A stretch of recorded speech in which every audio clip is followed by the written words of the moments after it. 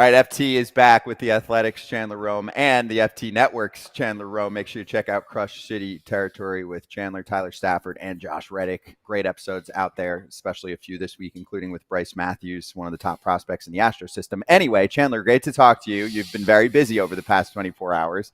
So let's start with your fresh report on where they are with Ryan Pressly and maybe even Alex Bregman returning to the team.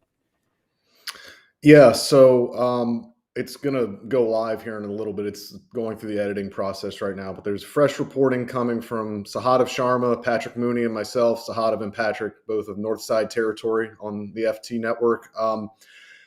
Not a ton of revolutionary stuff, but Ryan Pressly is still weighing his options. Another team has emerged as probably a suitor there. The Detroit Tigers are a team that has talked about, trying to acquire Ryan Pressly, who has 10-5 rights, which means he can veto a trade. He's got a full no trade clause. So it does seem to me, though, that if this is going to happen, that the Cubs are going to be the destination if he agrees to the trade. Also, at the same time, the Cubs are pursuing Alex Bregman, as are the Astros, as was reported last night by multiple outlets, including The Athletic, that the Astros are back in on Alex Bregman. And it sounds like, obviously, if they get Alex Bregman back, they're going to have to reshape a lot of their infield. Alex Bregman's going to go back to playing third base.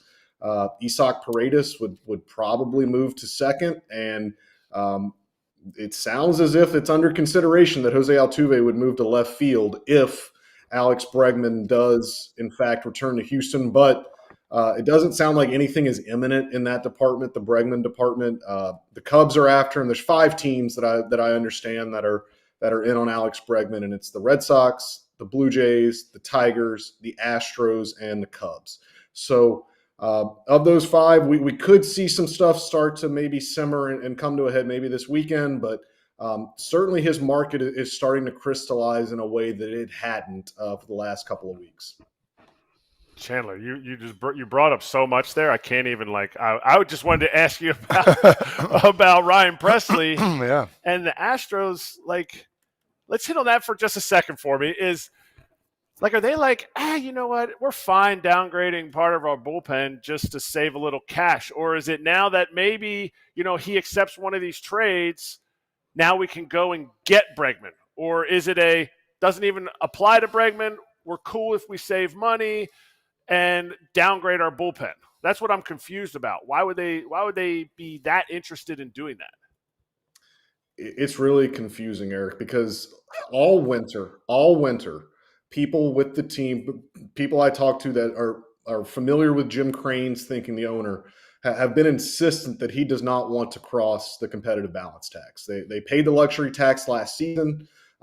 He was not interested in paying it again as a repeat offender. And that is part of why Kyle Tucker got traded. That is why they have been aggressively shopping Ryan Pressly and his $14 million.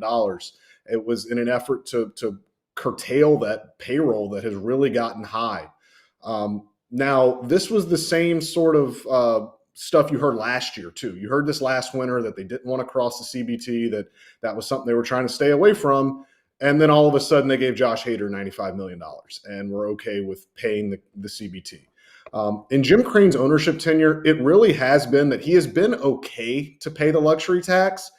It just has to be for a move that he determines as kind of the thing that puts the cherry on top, a real meaningful addition.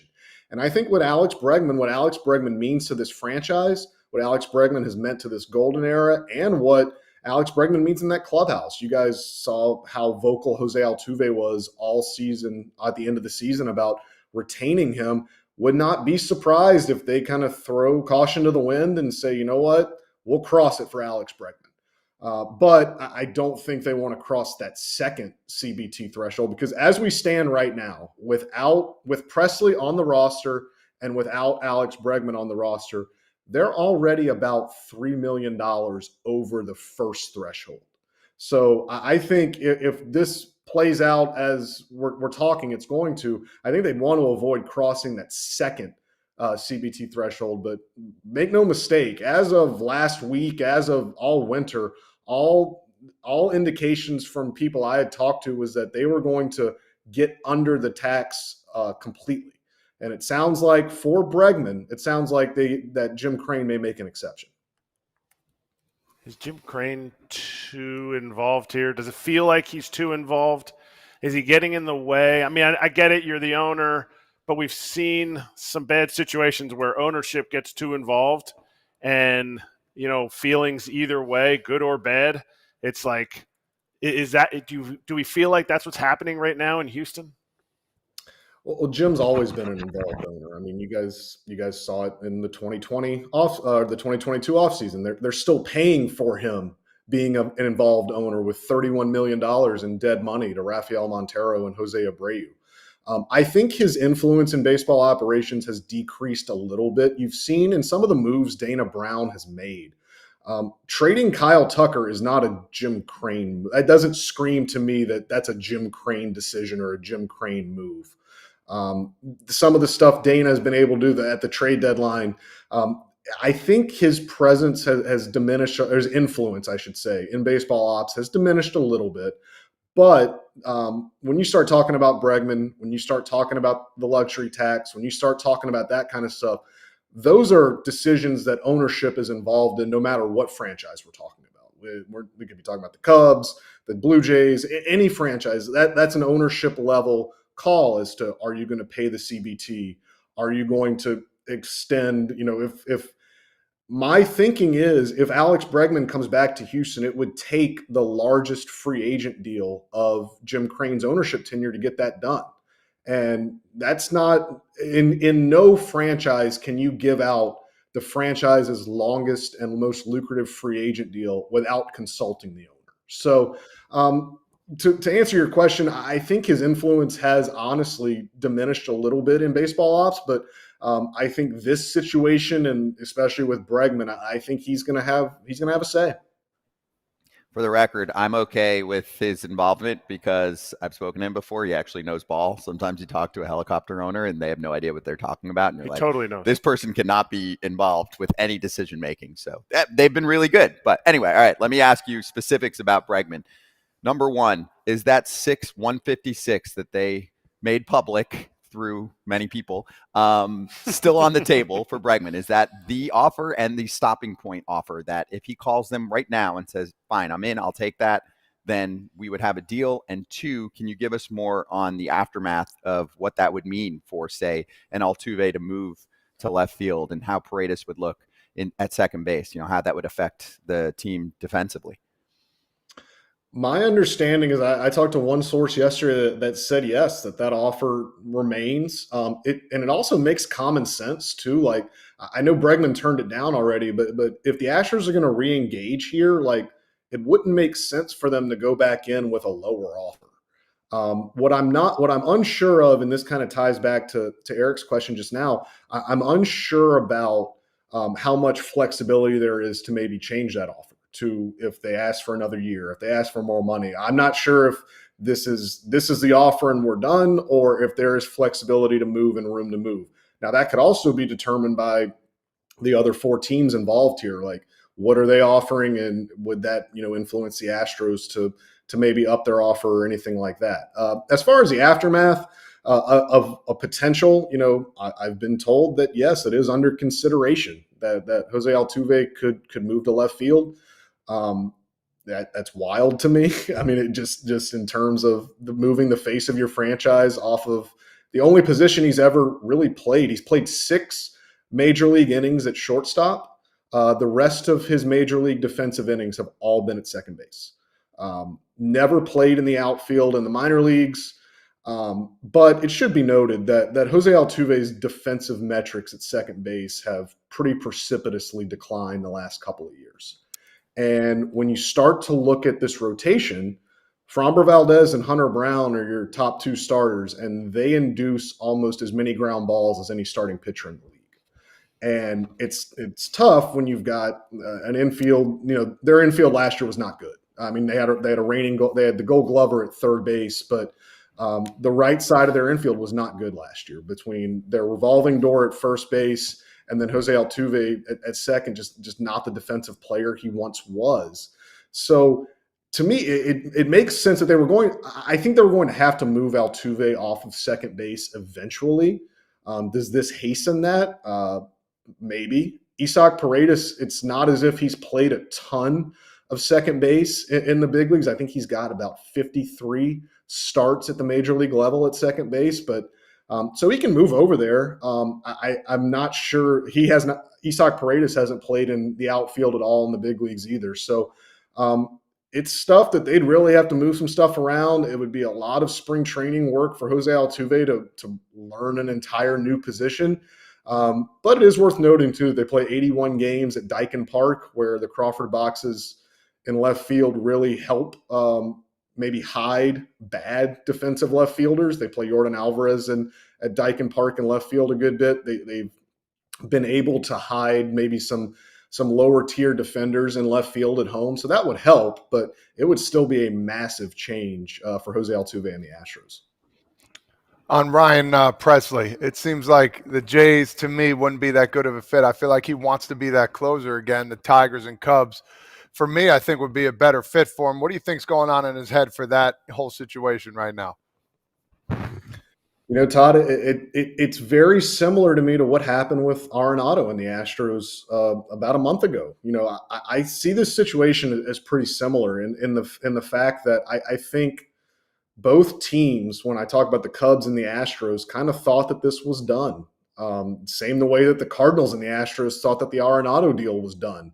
And they went to the player with the no trade clause, and he was like, hold on just a second. Like, I have the final say here. And I think Ryan Presley's still weighing his options now. In fact, I know that. I've talked to a couple of sources that are familiar with his thinking that say he's still weighing his options. Make no mistake, like, he really values Houston. Like, he likes being here. His wife is from Houston. Both of his kids were born in Houston. And it's not lost on him kind of the legacy that he has built in Houston. I mean, it's not a stretch to say that he's one of their most clutch postseason relievers ever, if not the most clutch postseason reliever the Astros have ever had in their greatest era of baseball. So does he want to leave that? Because, you know, I do wonder too whether having a year under his belt as the setup guy, because let's face it, like, they said all the right stuff last year. Everyone said all the right things when when they signed Josh Hader, but it was a tough adjustment for Ryan Presley. I mean, he got demoted, honestly, for no fault of his own. He was great in 2023. It's just that they wanted to build a three-headed monster at the back end of their bullpen, and Josh Hader came in. He's younger, and he's obviously got the pedigree, and they made him the closer. And that can be tough. That can be tough for anyone to swallow when you get demoted for really no reason. So I wonder if now, having a year of that under his belt, whether he would honestly be more amenable to a setup role, whether he's used to that, and whether that would honestly make him want to stay in Houston, whether he's okay with that. And he's like, you know what, my family's happy here. I like the franchise. He loves his teammates. He's beloved in that clubhouse. I wonder, honestly, if he'd be like, you know what, I'm fine being a setup guy. I'll just stay in Houston, and my family will be happy. I'll be happy. And but, you know, there is always kind of the thought about the Cubs are on the come up. They've just acquired Kyle Tucker. They're engaged with Alex Bregman. That's a division that is very winnable. You know, maybe he can go there and be the closer. So I think he's weighing a lot of different things right now. I don't know how it's going to turn out, but there's definitely pros on both sides of you could talk yourself into either way, him staying in Houston or him going to Chicago. You could really make a compelling argument for either case. I'd love to see him move just because I think he's a closer still, and I think he would thrive. And the Cubs desperately need a closer. It's that old school closer too, as well. Yeah. He's not overpowering. He's going to throw. No, his velo was down. No, well, not year. Even that. He was never the 97 he was plus. 95, 96, but last year Chandler was more 93-ish from Presley with the velo. And he's never. And Todd, I think, has got onto something. Like, he's never been reliant on the fat. He's not the guy that's going to blow 98 by you. But his breaking balls are nasty. That's it. It's the hammer. Yeah, and he rarely, when he throws that big 12-6er, that gets your eyes and the depiction off of that nasty slider that he has. So he's more slider, curve, fastball than fastball as his best pitch. I actually know 33% fastball usage. Yeah, and he's got me last out year. a lot on those pitches.